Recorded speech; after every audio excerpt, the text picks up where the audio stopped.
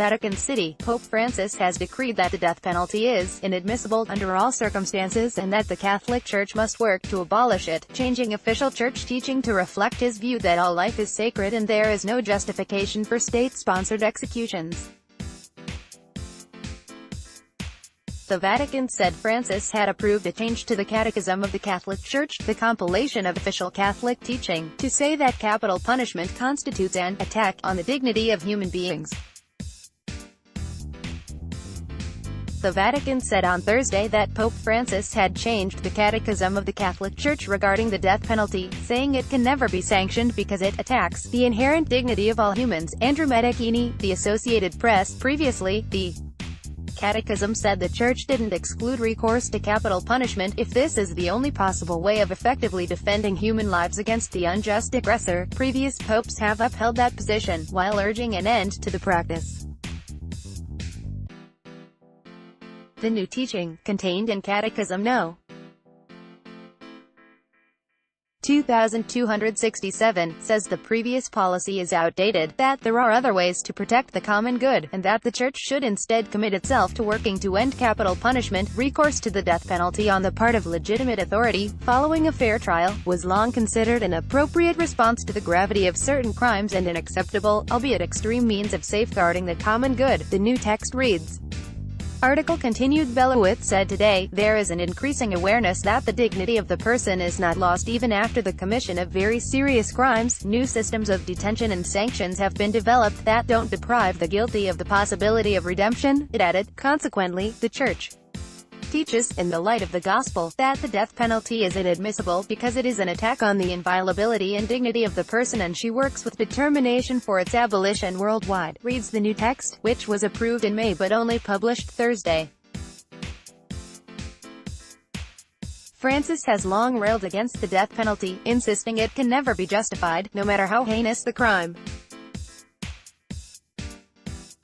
He has also long made prison ministry a mainstay of his vocation and even opposes life sentences, which he has called hidden death sentences. On nearly every foreign trip, Francis has visited with inmates to offer words of solidarity and hope, and he still stays in touch with a group of Argentine inmates he ministered to during his years as Archbishop of Buenos Aires.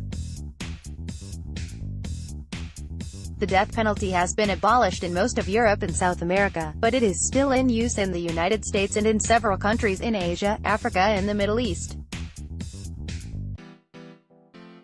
Just this week, Turkish President Tayyip Erdogan said Turkey could soon move to reinstate the death penalty, which it had abolished in 2004 as part of its bid to join the European Union. In an accompanying letter explaining the change, the head of the Vatican's Doctrine Office said the development of Catholic doctrine on capital punishment didn't contradict prior teaching, but rather was an evolution of it, a defense to fend off critics who have already accused the Pope of heresy for challenging past doctrine on capital punishment. Cardinal Luis Ladaria, prefect of the Congregation for the Doctrine of the Faith, said the change aims to give energy to the anti-death penalty movement and to encourage the creation of conditions that allow for the elimination of the death penalty where it is still in effect. Article continued below. Francis is not alone. Perhaps the most famous Roman Catholic anti-death penalty campaigner is Sister Helen Prejean, whose book Dead Man Walking, about her spiritual ministry to a man on death row, helped fuel opposition in the United States to capital punishment. In addition, plenty of Catholic organizations are active in the anti-death penalty campaign, including the Sant'Egidio community, which together with Italian authorities always lights up Rome's Colosseum whenever a country abolishes capital punishment.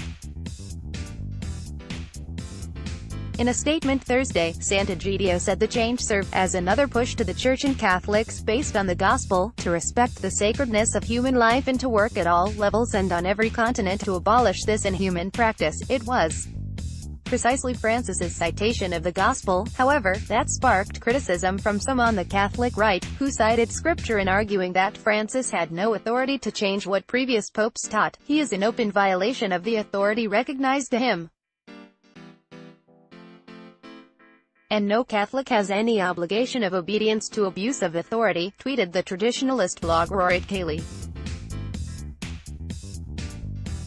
Some on social media questioned the timing of the announcement, given that the Vatican and the Catholic Church is under extraordinary fire once again over clerical sex abuse and how bishops around the world covered it up for decades. The U.S. Church, in particular, is reeling from accusations that one of the most prominent U.S.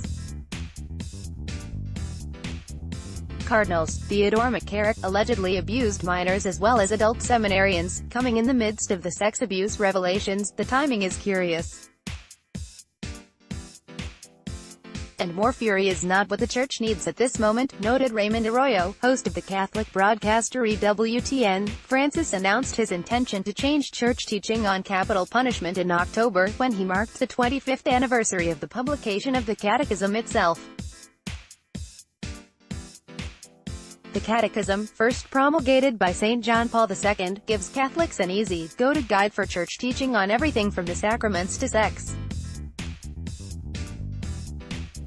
At that 2017 ceremony, Francis said the death penalty violates the gospel and amounts to the voluntary killing of a human life, which is always sacred in the eyes of the Creator. He acknowledged that, in the past even the Papal States had allowed this extreme and inhuman recourse, but he said the Holy See had erred in allowing a mentality that was more legalistic than Christian, and now knew better.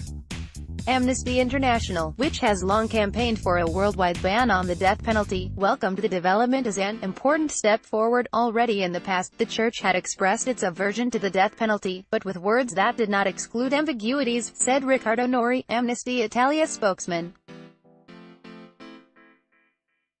Today they are saying it in an even clearer way. In addition, he praised the clear indication of the Church's commitment to the cause beyond doctrine. There seems to be also a desire to see the Catholic Church take an active role in the global abolitionist movement, he added.